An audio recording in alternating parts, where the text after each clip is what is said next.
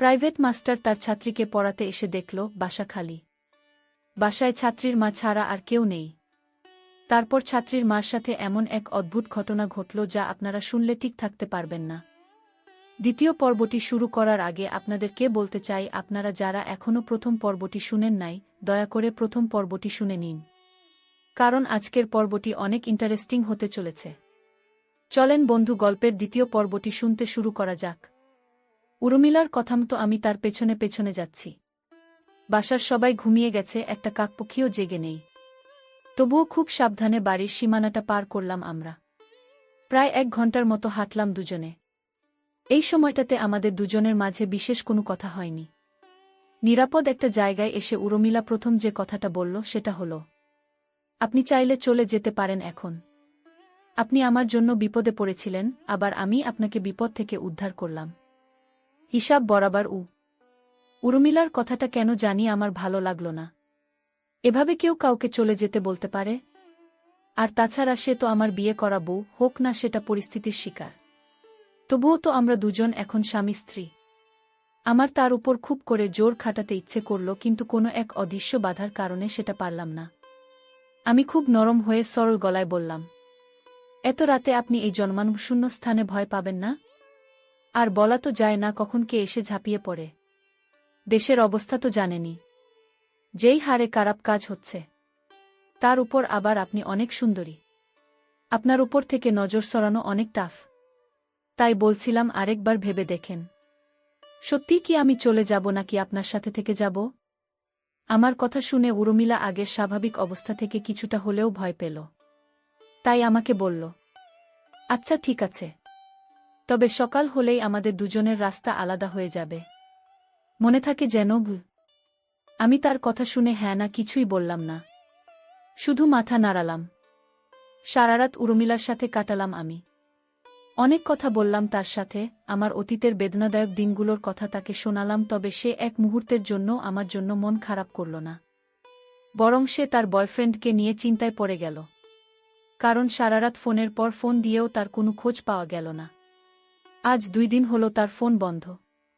সকালে যখন তাকে আমি বললাম, তাহলে কি এখন আমি চলে যাব? যেহেতু এখন আর আমাকে আপনার প্রয়োজন নেই, আমি থেকেই বা কি করব? তখন সে রাগী কণ্ঠে বলল, চলে যাবেন মানে? আমি কি চলে যেতে বলেছি আপনাকে? আপনি আমার সাথে ততদিন থাকবেন যতদিন না আমি আমার বয়ফ্রেন্ডকে খুঁজে পাচ্ছি। তখন আমিও রাগী চোখে তার দিকে তাকিয়ে বললাম, মানেটা কি? সবকিছু আপনার ইচ্ছেতেই হবে নাকি? আপনি নিজে বাঁচার জন্য আমাকে বিয়ে করলেন, অথচ আপনি চাইলে আপনার বাবার পছন্দ করা ছেলেটাকে বিয়ে করতে পারতেন, তাহলে আর আমাকে এত ঝামেলায় পড়তে হতো না। এখন আবার বলছেন আপনার কথা শুনতে হবে। মগের মুলুক নাকি? তখন উর্মিলা বলল, হ্যাঁ, আমার কথাই শুনতে হবে। কারণ আমি আপনার বিয়ে করা বউ। আর বউয়ের কথা জামাই শুনবে না তো কে শুনবে? বয়ফ্রেন্ডের সাথে দেখা করব, আপনাকে ডিভোর্স দিব, তারপর আপনার যেখানে ইচ্ছে সেখানে চলে যাবেন, আমি কিছু বলবো না। তবে যতদিন আপনি আমার বিয়ে করা স্বামী ততদিন আমার সাথে থেকে আমার বয়ফ্রেন্ডকে খুঁজে বের করতে সাহায্য করতে হবে। এই সময়েও যে মেয়েটা মজা করবে আমি কখনো ভাবিনি।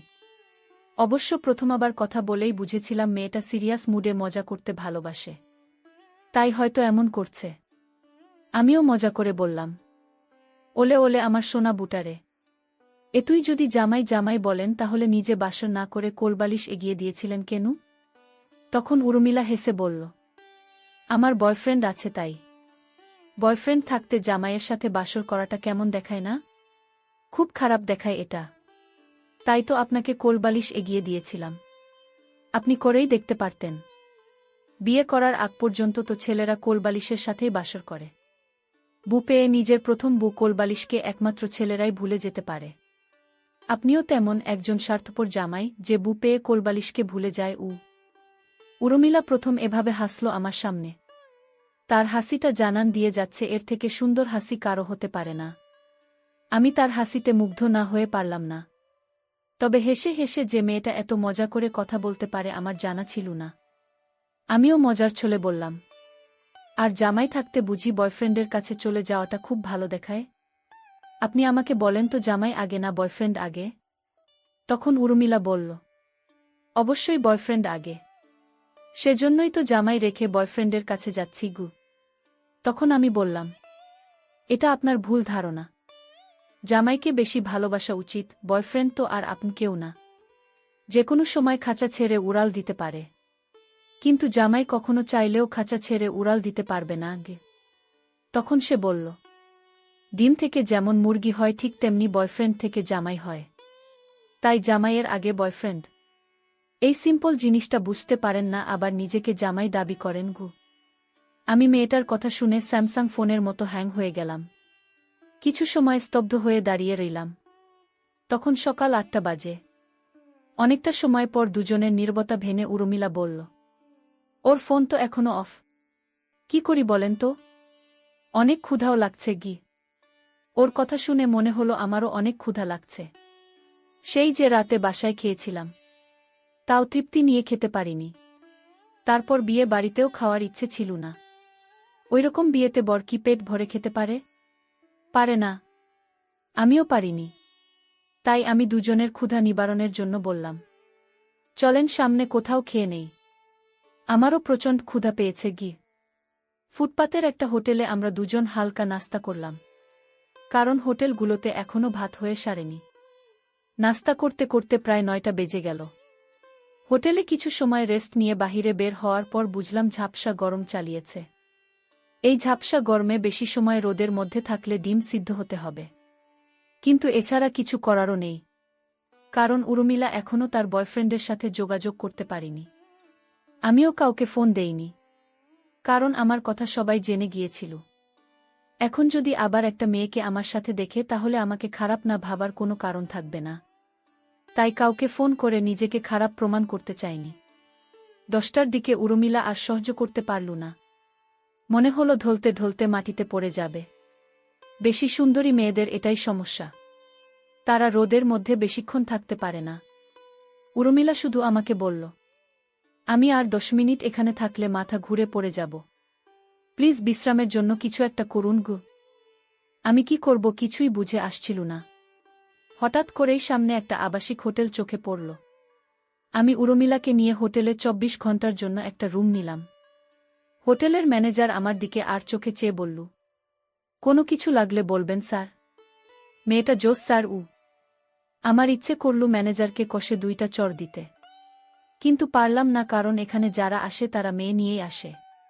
কেউ বা নিজের গার্লফ্রেন্ডকে নিয়ে আসে, কেউ বা টাকা দিয়ে মেয়ে ভাড়া করে নিয়ে আসে। তাই ম্যানেজারকে কিছু বলতে পারলাম না। উর্মিলা আমার দিকে আগুন চোখে তাকিয়ে আছে, ম্যানেজারকে তো মনে হয় পারলে মেরেই ফেলবে। আমি রুমে নিয়ে তাকে বুঝালাম, হোটেল যেমনই হোক না কেন আমরা সেফ থাকলেই তো হলো। আর আপনার অবস্থা দেখে ভয় পেয়ে গেছিলাম, তাই সামনে যেটা পড়েছে সেটাতেই ঢুকে পড়েছি। আমার কথাগুলো পজিটিভ ভাবেই নিল উর্মিলা। সে ফ্রেশ হওয়ার জন্য ওয়াশরুমে চলে গেল, আর আমি বিছানায় গা এলিয়ে দিলাম একটু বিশ্রামের আশায়। কারণ 2 রাত ধরে 1 সেকেন্ডও ঘুমানোর সুযোগ হয়নি। চোখে প্রচণ্ড ঘুম, তাই চোখ বুজে ঘুমের ঘরে তলিয়ে গেলাম। ঠিক তখনই ফোনটা ভো ভো শব্দ করে বেজে উঠল। চেয়ে দেখলাম মিলি ফোন করেছে। না চাইতেও ফোনটা ধরলাম। ওপাশ থেকে মিলি বলল, তোমার কি হয়েছে বলতো? এতবার ফোন দেওয়ার পরেও তুমি ফোন ধরো না। তোমার সাথে আমি দেখা করতে চাই। আমি তোমাকে এখন অনেক মিস করি।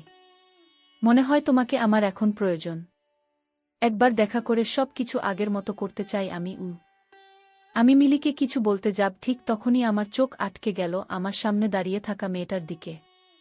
মনে হচ্ছে স্বর্গ থেকে কোনো অপ্সরী ভুল করে জমিনে নেমে এসেছে, এখন আমার সামনে দাঁড়িয়ে আছে। উর্মিলা সুন্দর জানতাম, তবে এতটা সুন্দর হবে ভাবতে পারিনি। বিয়ের সাজে মেয়েটার দিকে ভালো করে তাকানোর সুযোগ হয়নি কখনো। কিন্তু আজ যখন বিয়ের সমস্ত সাজ ধুয়ে মুছে নতুনভাবে আমার সামনে দাঁড়িয়ে আছে, ঠিক তখন আমি বুঝতে পারলাম তার সৌন্দর্যের গভীরতা। উর্মিলার দিকে তাকিয়ে মনে হলো পৃথিবীর সবচাইতে সুন্দর মানুষটা আমার সামনে দাঁড়িয়ে আছে এখন। ভেজা চুলে মেয়েটাকে অনেক বেশি হট মনে হচ্ছে। মিলি ওই দিক থেকে সমানে চিল্লিয়ে যাচ্ছে, কিন্তু আমার কানে মিলির আওয়াজ খুব একটা গুরুত্ব পাচ্ছে না। আমার চোখ গুরুত্ব দিচ্ছে উর্মিলার হট দৃশ্যটাকে। মিলি যখন বারবার বলছিল, কি হলো তুমি কথা বলছো না কেন? আমি কি বলেছি শুনতে পাওনি? তখন আমার কি হলো জানি না, নিজের অজান্তেই মিলিকে বলে ফেললাম, আমি বিয়ে করেছি, আমার বউ আছে। এখন রাখি, বাই। আমার কথা শুনে মনে হলো উর্মিলা আমার দিকে এগিয়ে আসছে। আবার মনে হলো ধুর, আমি তার দিকে এগিয়ে যাচ্ছি। আবার মনে হলো না, সেই আমার দিকে আসছে। আমি তার দিকে যাচ্ছি নাকি সে আমার দিকে আসছে কিছুই বুঝতে পারলাম না। উর্মিলা আমার দিকে এগিয়ে এসে বলল, কি হয়েছে বলুন তো? আর এভাবেই বা তাকিয়ে আছেন কেন? তার মানে মিলিকে বলা কথাগুলো উর্মিলা শুনতে পায়নি। তাই আমিও ওই প্রসঙ্গটা এড়িয়ে যাওয়ার জন্য বললাম, কিছু হয়নি তো। আপনার দিকে তাকানো যাবে না এরকম কোনো রুলস আছে নাকি? থাকলে বলতে পারেন, আমি মেনে চলব। আমার এরকম টেরা কথা শুনে যে উর্মিলা খুব একটা খুশি হতে পারল না সেটা বুঝলাম আমি। সে কিছুটা মন খারাপ করে বলল, এমনিতেই আমার বয়ফ্রেন্ডের চিন্তায় মন সবসময় খারাপ থাকে, তার উপর আবার আপনার এরকম কথা। আপনি একটু ভালোভাবে কথা বলতে পারেন না? আমি না হয় ডিপ্রেশনে আছি তাই এমন ব্যবহার করি আপনার সাথে, কিন্তু আপনি কেন আমার সাথে এমন করেন? আমি উর্মিলার কথার প্রতি উত্তরে বললাম, আমি ভাই সবসময় ডিপ্রেশনে থাকি। আমি ডিপ্রেশন থেকে দূরে থাকতে চাইলেও ডিপ্রেশন আমাকে ছাড়ে না। আপনার পেছনে এমনিতেই অনেক টাকা খরচ হয়ে গেছে আমার। আর সম্ভব না। আমরা দুজন দুজনের রাস্তায় চলে গেলেই বেটার হবে। কেউ কারো যেহেতু প্রয়োজনে আসার কোনো সম্ভাবনা নেই, আলাদা হয়ে যাওয়াই ভালো। আমার জীবনটা আপনার মতো এত সুখের না, এত বিলাসিতার না। আমার অতীত শুনে হয়তো আপনার হাসি পেয়েছে, তবে আমি জানি আমার অতীত কতটা কষ্টের। তখন উর্মিলা বলল, প্রয়োজন নেই মানে? আমি একটা মেয়ে হয়ে কিভাবে এই ব্যস্ত শহরে আমার বয়ফ্রেন্ডকে খুঁজব? ওর ফোন খোলা থাকলে তো কোনো সমস্যাই হতো না। আর আপনাকে তো আমি বলেছি, আপনি যেতে পারবেন না যতক্ষণ না পর্যন্ত আমার বয়ফ্রেন্ডের সাথে আমার দেখা হচ্ছে। আর টাকার কথা বলছেন? সব টাকা দিয়ে দিব আপনাকে। আমি বাসা থেকে বের হওয়ার সময় অনেক দামি দামি জিনিস ব্যাগের ভিতর নিয়ে এসেছি। এগুলো বিক্রি করলে অনেক টাকা পাওয়া যাবে। আপনি হিসাব করে রাখেন, সব দিয়ে দিব আমি। আমি কিছু বললাম না। দেখতে দেখতে ২৪ ঘন্টা পার হয়ে গেল, বাট অবস্থার কোনো পরিবর্তন হলো না। বাধ্য হয়ে আমাদেরকে একটা বাসা নিতে হবে। মেয়েটা কাবিন নামা সাথে করে নিয়ে এসেছিল। সে হয়তো জানত এমন কিছু হবে, এটার দরকার হতে পারে, তাই ব্যাগে ভরে নিয়ে এসেছিল। আর সেটার কারণেই ঢাকা শহরের বুকে একটা বাসা ভাড়া পেলাম দুজন। আমি যে শুধু উর্মিলার জন্য বাসাটা নিয়েছি তা না, এখানে আমারও লাভ আছে। আমার থাকার জন্য একটা জায়গা দরকার ছিল, এর থেকে ভালো জায়গা হয়তো আমি পেতাম না। তাই এটাকেই বেছে নিয়েছি।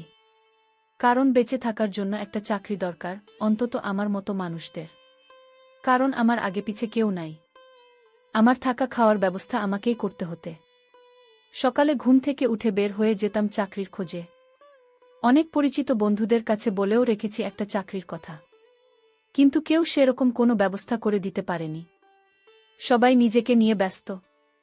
আজকাল অন্য কারো জন্য কেউ শ্রম দিতে চায় না, কারো কাছে অনুরোধ করে নিজের মর্যাদা কমাতে চায় না। আমার পরিচিত একজন মানুষ আছে, সে যদি তার উপরের জনের কাছে শুধু একটা সুপারিশ করে, রিকোয়েস্ট করে আমার চাকরির জন্য, তাহলে হয়ে যাবে।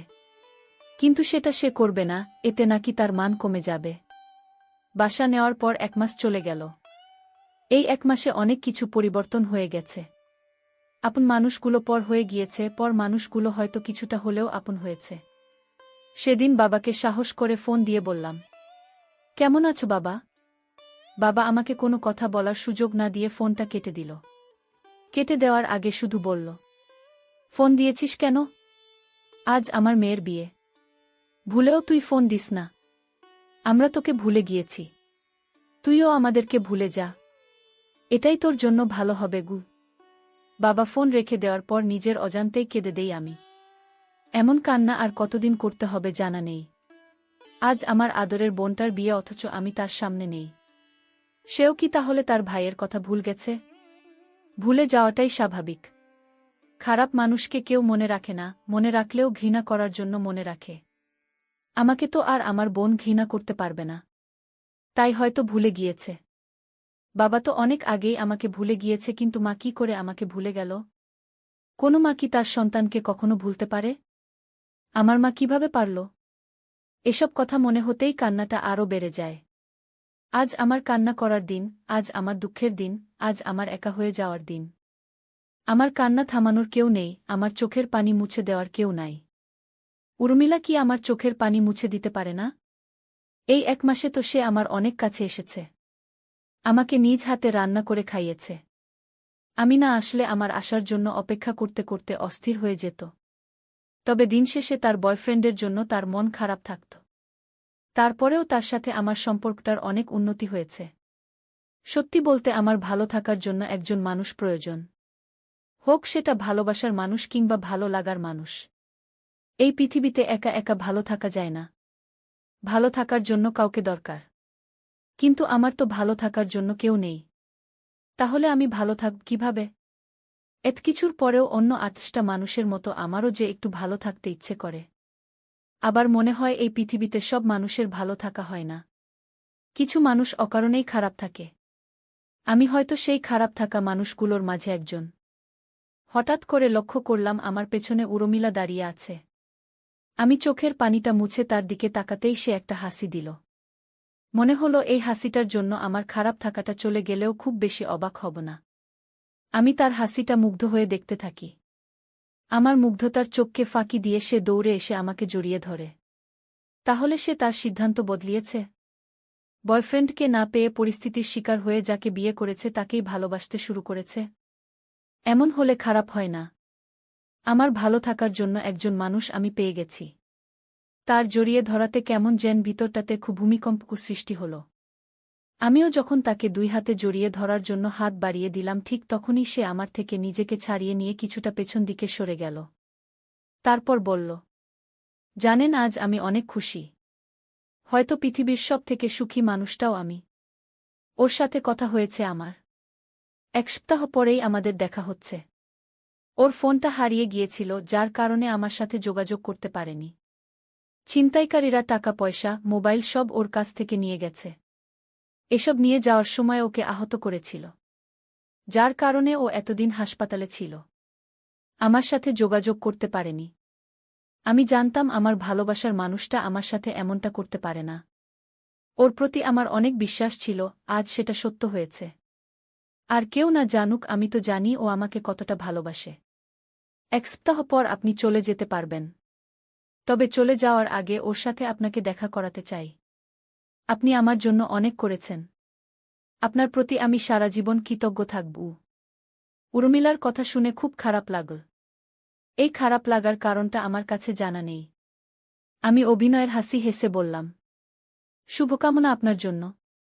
সবশেষে তাকে পেয়ে গেলেন। আপনাদের ভবিষ্যৎ জীবন সুখের হোক এটাই চাই। কথাগুলো বলেই আমি বারান্দায় চলে গেলাম। আকাশের দিকে তাকিয়ে নিজের মন খারাপের কথাটা আকাশকে বললাম কিন্তু কোনো উত্তর পেলাম না। এমন সময় দেখলাম কে যেন ফোন দিয়েছে। অনিচ্ছা সত্ত্বেও ফোনটা ধরলাম। ওপাশ থেকে মেয়েলি কণ্ঠে কেউ বলল, স্যার, আমি জেরিন। আমি আপনার সাথে দেখা করতে চাই। সেদিন আপনার সাথে অনেক খারাপ ব্যবহার করেছি। আমি সব সত্য জেনে গিয়েছি। মা যে এমন একটা মিথ্যা অপবাদ আপনাকে দিতে পারে আমি ভাবিনি। আপনি একবার আমাদের বাড়িতে আসুন। মায়ের কঠিন একটা অসুখ বেঁধেছে। হয়তো এটা তারই পাপের শাস্তি। মরার আগে সে একটাবার আপনার কাছে ক্ষমা চাইতে চায়। আমার জেরিনকে অনেক কিছু বলতে ইচ্ছে করছিল না। শুধু বললাম, এখন এসব বলে কি লাভ? এসব বললেই তো আর সবার কাছে আমি আগের মতো হব না। আমার পরিবারের যে অসম্মানটা হয়েছে সেটা তো আর ফিরে পাব না। সবাই আমাকে তো খারাপ ছেলে হিসেবেই জানে। এখন তো আমার নির্দোষ হওয়ার ইচ্ছা নেই। যদি সম্ভব হয় আমার বাবা মাকে সত্যটা জানিও। পৃথিবীর সবাই আমাকে খারাপ ভাবুক, আমার কিছু যায় আসে না। কিন্তু অন্তত 2টা মানুষ জানুক আমি এমন কাজ করি না, এমন কাজ করতে পারি না। কথাগুলো বলে ফোনটা রেখে দেই। কারণ এই মুহূর্তে কারো সাথে কথা বলতে আমার ভালো লাগছে না। এমনকি নিজেকে বড্ড বিরক্ত লাগছে। এত কষ্টের পরেও কেন জানি বাঁচতে ইচ্ছে হয়। কখনো মনে হয় না মরে যাই। মনে হলেও সেটা খুব কম সময়ের জন্য। কিন্তু কার জন্য বাঁচতে ইচ্ছে করে সেটা আমার জানা নেই। হয়তো নিজের জন্য কিংবা অন্য কারো জন্য। জেরিনের ফোন কেটে দেওয়ার পরেও সে বারবার ফোন দিতে থাকে কিন্তু আমি তার ফোন ধরি না।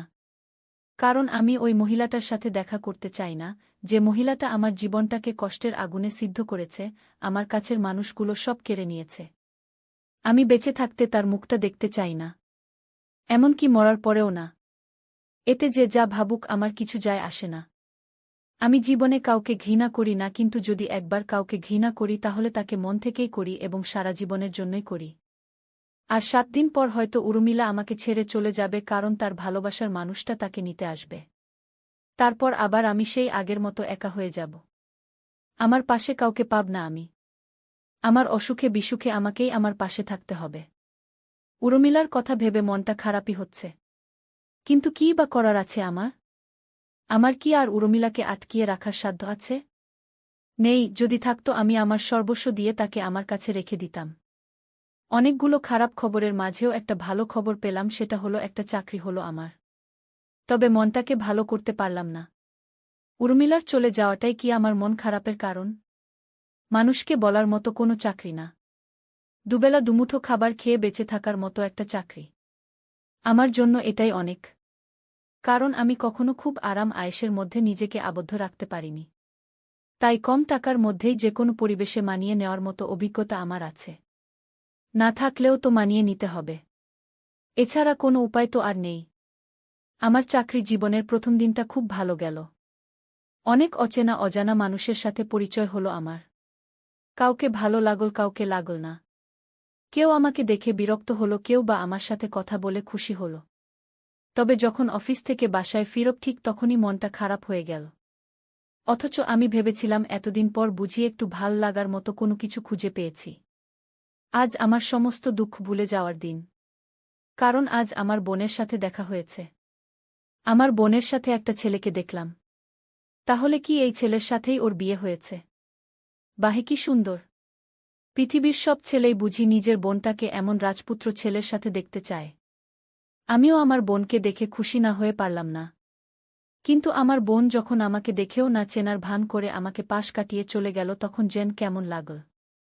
মনে হলো এত খারাপ লাগা বুঝি এর আগে কখনো কোনো মানুষের ভিতরে কাজ করেনি যতটা আমার ভিতরটাতে লাগছে। বুকের ভিতর এমন এক অসহ্য যন্ত্রণা হলো যেটা সহ্য করার ক্ষমতা সৃষ্টিকর্তা আমাকে দেন নাই। আমার বোনের আমাকে পাশ কাটিয়ে যাওয়ার দৃশ্যটা আমার কোনোভাবেই সহ্য হচ্ছিল না। তাকে পেছন থেকে ডাকতে ইচ্ছে হলো। আবার মনে হলো বিয়ের সময় হয়তো আমার সম্পর্কে ছেলের পরিবারকে কিছু জানায়নি। তাই হয়তো আমার বোন এতদিন পরেও আমাকে দেখে কথা না বলে না চেনার ভান করে চলে যাচ্ছে। তাই আর আমি তাকে ডাক দিতে পারলাম না। বোনের সুখের জন্য এতটুকু তো করাই যায় না, তাই না? নিজের মনকে মিথ্যা সান্ত্বনা দিলাম। আমার বোন পরিস্থিতির শিকার। সে তার হাজব্যান্ডকে জানাতে চায়নি তার একটা ভাই আছে, যাকে এলাকার সবাই খারাপ মানুষ হিসেবেই জানে। তবে প্রশ্নটা থেকেই যায়, আমার সাথে কথা বললেই কি তার হাজব্যান্ডের সাথে সম্পর্কটা খারাপ হয়ে যেত? প্রশ্নগুলো না হয় পাঠকদের কাছেই রেখে গেলাম। বাসায় এসে অনেক চেষ্টা করেও নিজের বিষণ্ণ মনটাকে ভালো করতে পারলাম না। আমার এমন মন খারাপ দেখে উর্মিলা জানতে চাইল আমার কি হয়েছে। আমি তাকে হ্যাঁ না কিছুই বললাম না। সেও আর দ্বিতীয়বারের মতো জানার জন্য আমাকে জোর করল না। মন খারাপের প্রসঙ্গটা ভুলে যাওয়ার জন্য আমিই তাকে জিজ্ঞেস করলাম, আপনি তাহলে সামনের সপ্তাহে চলে যাচ্ছেন? আমার প্রশ্নের উত্তরে উর্মিলা বলল, হ্যাঁ, যেতে তো হবেই। আপনার সাথে তো আর সারা জীবন থাকতে পারব না। আর তাছাড়া এটার জন্যই বাসা থেকে পালিয়ে এসেছি। তবে কেন জানি যেতে মন টানছে না। মনে হচ্ছে আর কিছুটা দিন এভাবে স্বাধীন হয়ে ঘোরাফেরা করি। নিজের ভালো লাগার কাজগুলো করি। নিজের ভিতরটা কি চায় জানি গো। আমার উর্মিলাকে বলতে ইচ্ছে করল, যার সাথে বৈধ কোনো সম্পর্ক নাই তার সাথে সারা জীবন থাকা যায়। আমার সাথে তো আপনার পবিত্র কালেমা পড়ে বিয়ে হয়েছে। আমাদের সম্পর্কটা পবিত্র। তাহলে কেন আপনি আমার সাথে সারা জীবন থাকতে পারবেন না? কিন্তু বললাম না। কারণ কিছু কথা মনের ভিতরেই থাকা ভালো। প্রকাশ করলে এক পৃথিবী সমান দুঃখ পাওয়ার সম্ভাবনা থাকে। আমি উর্মিলার দিকে তাকিয়ে কপালের ঘামটা মুছতে মুছতে বললাম, আপনার বয়ফ্রেন্ড কি করে, কোথায় থাকে কিছুই কিন্তু বললেন না আমাকে গু। তখন উর্মিলা হেসে বলল, আমি নিজেও তার সম্পর্কে খুব বেশি কিছু জানি না। তার সাথে আমার পরিচয়টা একটু ভিন্নভাবে হয়েছিল।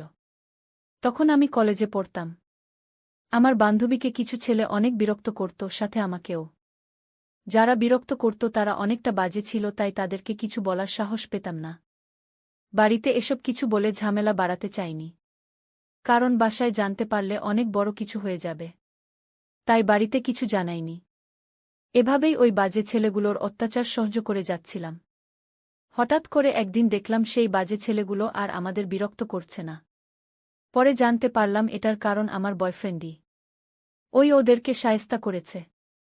তারপর আমি নিজ থেকেই কেন জানি ওর প্রতি কিছুটা দুর্বল হয়ে পড়লাম, ওর কাছে ওর ফোন নাম্বার চাইলাম। তারপর থেকেই আমাদের রিলেশন শুরু। তবে ও এখন একটা চাকরি করে। কি চাকরি করে সেটা কখনো জানতে চাইনি আমি। কেননা আমি জানি ও আমাকে কখনো কষ্ট দিবে না, সুখেই রাখবে। তাই কি চাকরি করে, কত টাকা ইনকাম করে এসব জানার ইচ্ছেটা কখনো হয়নি গি। আমি উর্মিলার দিকে অবাক চোখে তাকিয়ে রইলাম। এত সিম্পল একটা কারণেও মেয়েরা কারো প্রেমে পড়তে পারে, কাউকে ভালোবাসতে পারে জানা ছিল না আমার। কলেজে থাকতে তো কত মেয়েকে কতভাবে সাহায্য করলাম। কই কেউ তো কখনো ভালোবাসি বলল না, প্রেম করতে চাইল না, ফোন নাম্বার চাইল না। তাহলে কি আমার ভাগ্যটাই এমন, কেউ আমাকে বয়ফ্রেন্ড হিসেবে পারফেক্ট মনে করে না? আমি উর্মিলাকে বললাম, এইসব কারণে কাউকে ভালোবাসা যায়? এমনও তো হতে পারে ওটা লোক দেখানো ছিল। কিংবা আপনাকে বসে আনার জন্য সে নিজেই এমনটা করেছে। যদিও আমার ধারণাটা ভুলও হতে পারে। তবে সত্য হলেও অবাক হওয়ার কিছু থাকবে না। কারণ ছেলেরা মেয়েদেরকে পটানোর জন্য অনেক কিছুই করে থাকে।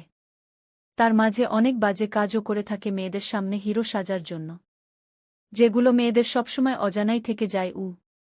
আমার কথা শুনে উর্মিলা রাগী কণ্ঠে আমার দিকে আগুন চোখে তাকিয়ে বলল, ও এমন না, ওকে আমি চিনি। আর আপনি এসব নিয়ে মাথা ঘামাচ্ছেন কেন বলুন তো? প্রেমে ট্রেমে পড়লেন নাকি? আর যাই করেন না কেন আমার প্রেমে পড়েন না, তাহলে আপনাকে দুঃখের সাগরে ভাসতে হবে। আপনাকে নিয়ে আমার ভয় হচ্ছে। কবে জানি আবার সত্যি সত্যি আমাকে নিজের বউ দাবি করে বসেন গু। উর্মিলার মুখ থেকে এরকম তিতা কথা শুনতে হবে কখনো ভাবিনি।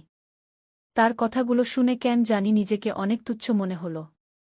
আমি নিচের দিকে মাথা দিয়ে চুপ করে দাঁড়িয়ে রইলাম। অনেকটা সময় দাঁড়িয়ে থাকার পরেও যখন আমি কোনো কথা বললাম না, তখন উর্মিলা বুঝতে পারল তার এমন কথায় আমি ভীষণ রাগ করেছি। তাই হয়তো সে আমার দিকে এগিয়ে এসে আমার মাথাটা নিজ হাতে উঁচু করে বলল, ওটা তো আমি এমনিতেই বলেছি। এটাতে কেউ রাগ করে এভাবে? আপনি তো জানেন আমার মজা করতে ভালো লাগে। আর সেটা যদি সিরিয়াস মুডে হয় তাহলে তো কোনো কথাই নেই। তবুও আমি সরি, এভাবে আপনার মনটা খারাপ করে দেওয়ার জন্য। তবে বিশ্বাস করুন, ওগুলো সব মজা করে বলেছি আমি। কারণ আমি জানি আপনি এমন মানুষ না। আপনি অনেক সহজ সরল মানুষ। আপনি কখনোই এসব নিয়ে ঝামেলা বাঁধাবেন না, আমি জানি। সেটা বিয়ের রাতেই বুঝেছি গু। উর্মিলার এরকম নীরব আত্মসমর্পণে আমি কিছুটা অবাক হলাম। এই মেয়েও যে এভাবে কারো সামান্য অভিমান ভাঙানোর জন্য নিজেকে এভাবে নিজের কাছে আত্মসমর্পণ করে দিবে, এটা বোঝা যায় না। আমাকে চুপ থাকতে দেখে উর্মিলা আমার গালে হাত রেখে বলল, এই যে মিস্টার গোমরামুখ, কি হয়েছে আপনার বলুন তো? আমি তো সরি বললাম, তারপরেও আমার উপর রাগ করে আছেন? আচ্ছা বলেন, আমি কি করলে আপনার রাগ কমবে? আপনি একটু হাসবেন। আমি না চাইতেও আমার মুখে হাসির চিহ্ন ফুটে উঠল। কেউ একজন এতটা দিন পর এভাবে আমার অভিমান ভাঙাবে এটা ভাবিনি আমি। মাঝে মাঝে মনে হতো কত শত অভিমান জমা হয়ে গেছে, এই জমে থাকা অভিমানগুলো ভাঙানোর জন্য হলেও একজন তুমি প্রয়োজন। কিন্তু আজ সেই একজন তুমি ছাড়াই কেউ আমার অভিমান ভাঙাল। এটা যেন মেঘ না চাইতেই বৃষ্টি হওয়ার মতো। আমি যখন আমার ভাবনার সপ্তম মহাকাশে বিরাজ করছিলাম, ঠিক তখন উর্মিলার কথায় নিজেকে বাস্তবে প্রতিস্থাপন করি আমি। উর্মিলা আমার চোখের দিকে তাকিয়ে বলল, আমার ২০ বছরের জীবনে প্রথমবার কারো অভিমান ভাঙালাম আমি। আমি এভাবে আমার বয়ফ্রেন্ডের অভিমানও কখনো ভাঙাইনি। কিন্তু আপনাকে এমন অবস্থায় দেখতে ইচ্ছে করছিল না আমার। কেন এমন হচ্ছিল সেটাও জানি না। কাল দিন পর আমার বয়ফ্রেন্ডের সাথে দেখা করতে যেতে হবে। আপনাকেও সাথে যেতে হবে। ওকে এই বাসাতে আসতে বলেছিলাম, বাট ও আসবে না। তাই রেস্টুরেন্টে যেতে হবে গি। আমি উর্মিলার এমন কথা শুনে বললাম, আপনি আপনার বয়ফ্রেন্ডের সাথে দেখা করতে যাবেন? আমাকে কেন যেতে হবে? আপনাদের মধুর মিলনের মাঝে আমি শুধু শুধু দর্শক হতে চাই না গি। তখন উর্মিলা ধমকের সুরে বলল, যেতে হবে আপনাকে, দরকার আছে গি। তার কথার প্রতি উত্তরে তাকে বলতে চাইলাম, কে আপনি? আমার কে হন? এভাবে আমাকে ধমক দেওয়ার অধিকার আপনাকে কে দিয়েছে? কিন্তু বলতে পারলাম না। কারণ সে তখন চলে গিয়েছে। পরের দিন রেস্টুরেন্টে দেখা করতে গিয়ে যা দেখলাম সেটা যেন বিশ্বাসই করতে পারলাম না। এই ছেলে কি তাহলে উর্মিলার বয়ফ্রেন্ড? আমি তো এই ছেলেটাকে চিনি। হাইস্কুল জীবনে ৫টা বছর একসাথে পড়েছি। আজ প্রায় ৭ বছর পরে তাকে দেখলাম আমি। তবে এতদিন পরে দেখলেও চিনতে কোনো কষ্ট হয়নি। সে কি আমার অতীতের বদনামগুলোর কথা জানে? তাহলে কি আবার আমি এই দুজনের মানুষের কাছে খারাপ মানুষ হিসেবে নতুন করে পরিচিত হব? নাকি এতদিন পর আমাকে আমার বন্ধুটা চিনতেই পারবে না? আজকের মতো দ্বিতীয় পর্বটি এখানেই শেষ করলাম। দ্বিতীয় পর্বটি শুনে যদি ভালো লাগে তাহলে চ্যানেলটি সাবস্ক্রাইব করে পাশে থাকুন যাতে তৃতীয় পর্বটি শুনতে পাবেন। তৃতীয় পর্বটি খুব শীঘ্রই দেওয়া হবে। অতক্ষণ গল্পটি শোনার জন্য আপনাকে অসংখ্য ধন্যবাদ।